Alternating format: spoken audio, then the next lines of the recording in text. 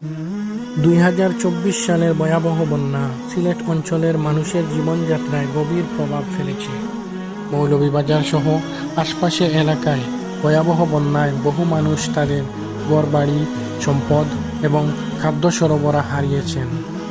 এই কঠিন সময়ে বিভিন্ন মানবিক সংগঠন সাহায্য নিয়ে এগিয়ে এসেছে, যার মধ্যে সিলেটের মৌলভীবাজার উপজেলার ওয়ান উম্মাহ সোসাইটির কার্যক্রম বিশেষভাবে উল্লেখযোগ্য।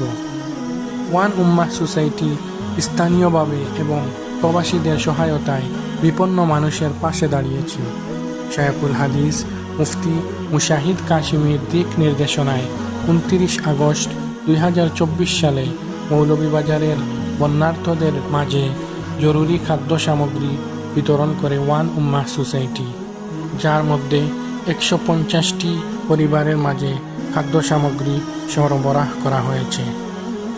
এই উদ্যোগে গুরুত্বপূর্ণ ভূমিকা পালন করেছেন ওয়ান উম্মাহ সোসাইটির সভাপতি মাওলানা বদরুল আলম, সহসভাপতি মাওলানা জুবায়ের আহমদ, শরীফুর রহমান এবং মুহিতুর রহমান লাবিব, সাধারণ সম্পাদক মাহমুদ আমিন, যুগ্ম সাধারণ সম্পাদক তুফাইল আহমদ মাহের, সহযুগ্ম সাধারণ সম্পাদক আজিম আহমদ, অর্থ সম্পাদক মাহিম আহমদ, সাংগঠনিক সম্পাদক ফারহান আহমদ হুসাইন, সহ সাংগঠনিক সম্পাদক ফজলে রব্বি, শরীফ আহমদ তালহা এবং আবুল কাশিম, হাবিবুর রহমান, ফাহিম আহমদ, কবির আহমদ, নাজমুল ইসলাম বিশেষভাবে উল্লেখযোগ্য।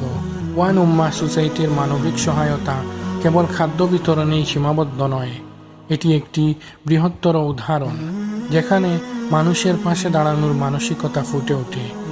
দেশ বিদেশের পরোপকারীর সমর্থনে তারা বন্যার্তদের দুর্দশা লাঘবে সাহায্য করে যাচ্ছেন।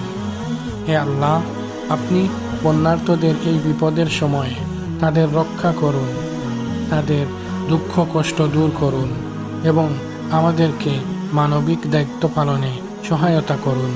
আপনি আমাদের দেশে শান্তি ও কল্যাণ আনুন। আমিন।